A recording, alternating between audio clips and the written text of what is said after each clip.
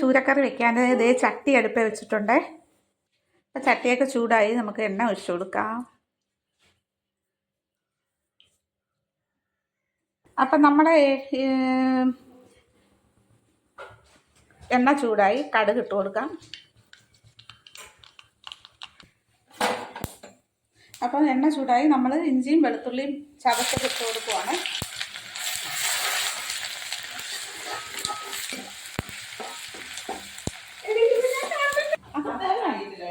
ഇച്ചിരി കരിവേപ്പിലൂടെ നമുക്ക് ഇട്ട് കൊടുക്കാവേ.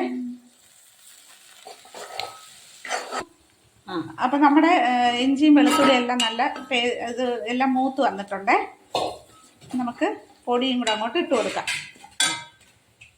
ഇന്നെനിക്ക് ക്യാമറാമാൻ ഉണ്ട് കേട്ടോ.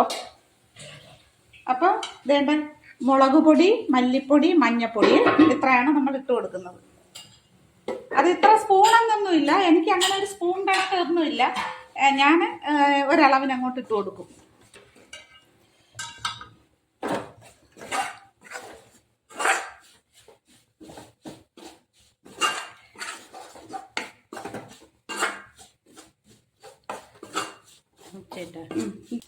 അപ്പം നമുക്കൊരു ശകലം കുരുമുളക് കൂടിയിട്ട് ഇതിലിട്ട് കൊടുക്കാവേ.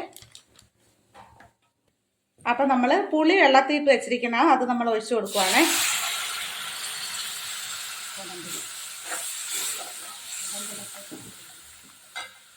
വേണ്ട പുളി വെള്ളമാണ് ഞാൻ ഒഴിച്ചു കൊടുക്കുന്നത്. എൻ്റെ അടിയിൽ ഇതേ പുളിയുണ്ട്. അപ്പം പുളി കൂടെ നമ്മൾ അങ്ങോട്ട് ഇട്ട് കൊടുക്കും.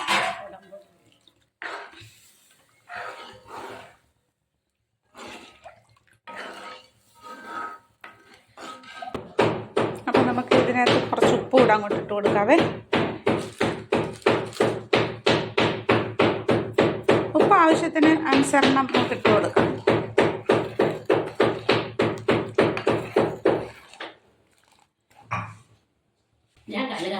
അപ്പം നമ്മുടെ കറി ഇവിടെ തിളയ്ക്കുന്നു. നമുക്ക് ഇനി ഇത് മീനിലേക്ക് ഒഴിച്ചു കൊടുക്കാവേ. മീൻ ചട്ടി അടുപ്പിലോട്ട് വെച്ചു.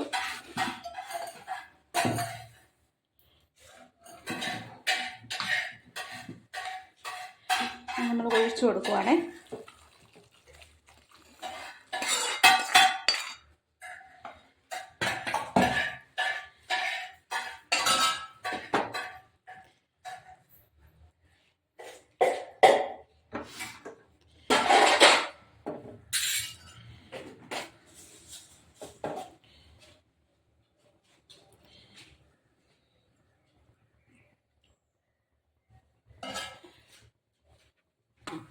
അപ്പോൾ നമ്മൾ കപ്പ അടുപ്പിൽ വെച്ചിട്ടുണ്ട് വേവിക്കാൻ.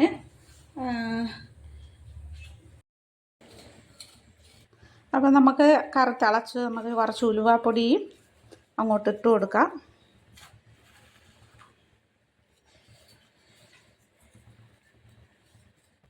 അപ്പോൾ നമ്മൾ കരിവേപ്പിലയും കൂടെ അങ്ങോട്ട് ഇട്ട് കൊടുക്കാം.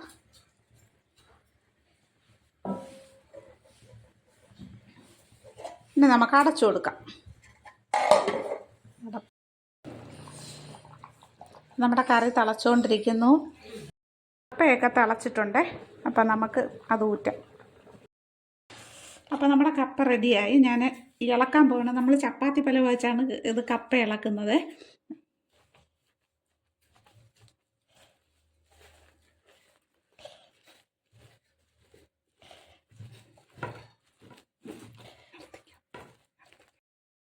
നമുക്ക് മഞ്ഞപ്പൊടി കുറവായതുകൊണ്ട് നമ്മൾ അത്ര മഞ്ഞപ്പൊടി നമുക്ക് ഇഷ്ടമല്ലേ. അതുകൊണ്ട് ഞങ്ങൾ ഇച്ചിരി മഞ്ഞപ്പൊടി കുറച്ചാണ് ഇട്ടേക്കുന്നത്. അതുകൊണ്ട് നിങ്ങൾക്ക് ഇച്ചിരി കളർ കുറവായിട്ട് തോന്നും. അത് സാരമില്ല.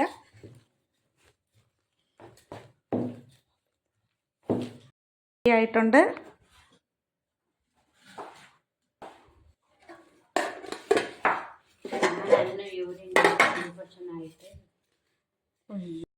കറി റെഡി ആയിട്ടുണ്ട്. അപ്പം കപ്പയും മീൻ കറിയാണ് നമ്മുടെ ഇന്നത്തെ സ്പെഷ്യൽ.